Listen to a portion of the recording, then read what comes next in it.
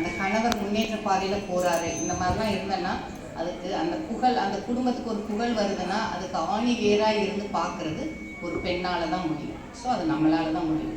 Next Sri, செல்வம். ஒரு பெண்ணுக்கு உண்டான முக்கியமானது செல்வங்கிறது. என் ஹஸ்பண்ட் வந்து 1 லட்ச ரூபா சம்பாதிச்சாதான் என்னால் மிச்சப்படுத்த முடியும் அப்படின்னு எந்த பெண்ணும் சொல்ல மாட்டான்.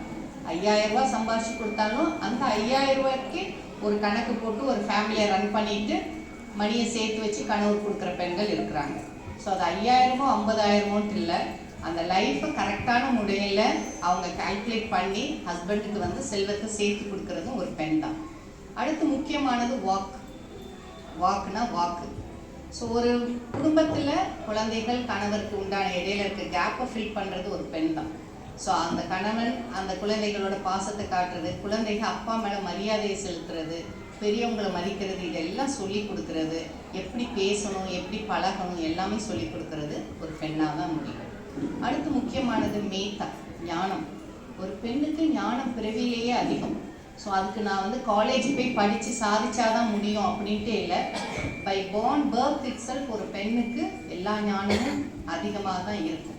ஸோ அந்த ஞானத்தை நம்ம சரியான முறையில் யூஸ் பண்ணி நம்ம குடும்பத்தில் நம்ம குழந்தைகளுக்கு அதை சரியான முறையில் டிரான்ஸ்மிட் பண்ணி அவங்களோட கோலை அச்சீவ் பண்ணுறதுக்கு நம்ம ஹெல்ப் பண்ணணும். அடுத்து ஸ்மிருதினா நினைவு. ஸோ எந்த ஒரு சின்ன விஷயங்கள் லைஃப் டைமில் அது நம்ம பார்த்தது கேள்விப்பட்டதில் நம்ம பார்க்குறோமோ அது எல்லாமே ஒரு பெண்ணால் வந்து ஸ்டோர் பண்ணி வச்சுட்டே வர முடியும். ஸோ ஒரு தகுந்த காலகட்டத்தில் நமக்கு ஏதாவது ஒன்று அச்சீவ் பண்ணணும் நம்ம கோலை அப்படிங்கும்போது நம்ம நினைவில் ஸ்டோர் பண்ணதை எடுத்துகிட்டு வந்து அந்த பெண்ணை அந்த குடும்பத்துக்கு கொடுத்து அதை சப்போர்ட் பண்ணி ஒரு சேலஞ்ச் லைஃப்பில் வருது, ஒரு கஷ்டங்கள் அதை வெளிக்கொண்டு வர்றதுக்கு அந்த பெண் வந்து உறுதுணையாக இருப்பாங்க. அடுத்து முக்கியமானது வந்து பார்த்திங்கன்னா ஸ்ருதி. அது என்னென்னா தாங்கும் திறன். ஒரு பெண்ணுக்கு தைரியம் ரொம்ப ரொம்ப முக்கியம். இப்போ அஷ்டலட்சுமிகளில் பெரியவங்க சொல்லுவாங்க, எந்த லட்சுமி போனாலும் சரி நீ தைரிய லட்சுமியை விடாத. அந்த தைரியம் உன்கிட்ட இருந்தனா மற்ற எல்லா லட்சுமியும் அதை அட்ராக்ட் பண்ணி கூட்டிகிட்டு வந்துடும். ஸோ தைரியம் ஒரு பெண்ணுக்கு ரொம்ப முக்கியம். அதே மாதிரி சகிப்பு திறன், அது மாதிரி பொறுமை, இது எல்லாமே வந்து ஸ்ருதி தாங்கும் திறனில் வருது. அடுத்ததாக முக்கியமாக வந்து ஷமா, மன்னிக்கும் திறன். ஒரு பெண்ணுக்கு வந்து பிறவிலே வந்து கைண்ட் ஹார்ட்டடாக இருக்கிறாங்க அப்படின்னா ஒரு பெண்ணை தான் சொல்லுவாங்க. ஏன்னா அந்த பெண்ணுக்கு வந்து அவங்களுடைய விஷயங்கள் யார் என்ன தவறு செஞ்சாலும் அதை மன்னிக்கிறது ஒரு பெண்ணாக தான் ஃபஸ்ட்டு இருக்க முடியும். ஸோ அந்த மன்னிக்கிறதுனால நம்மளுடைய தரம் தாழ்ந்து கீழே வந்துட்டோன்னு அர்த்தம் கிடையாது. பட் நம்ம மன்னிக்கிறதுனால நம்ம உறவுகளை இழக்காமல் சேர்த்து வைக்கிறதுக்கு அது ரொம்ப உதவியாக இருக்கும்.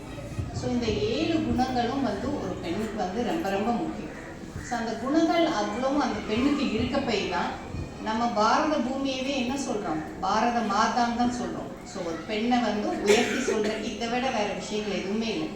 அதே மாதிரி கங்கையிலேருந்து காவேரி வரைக்கும் எடுத்துக்கோங்க, முக்கியமான ரிவர்ஸ் ஆறுகள் எல்லாத்துக்குமே வந்து நம்ம ஒரு பெண்ணை மதிப்பு கொடுத்து கோதாவரி கங்கை எல்லா இதுவுமே பெண்ணோட பேராக தான் வச்சுருக்காங்க. ஸோ பெண்கிறது ரொம்ப ரொம்ப முக்கியமானது ஒரு குடும்பத்தை நடத்துறது. ஓகே, இப்போ குடும்பம்னு சொல்கிறோம். முன்னாடிலாம் ஹிந்து குடும்ப வாழ்க்கை முறை அப்படிங்கிறத நம்ம ஞாபகப்படுத்தவே வேண்டாம். ஒரு வீட்டில் போய் குடும்பத்தில் யாரெல்லாம் இருக்கீங்க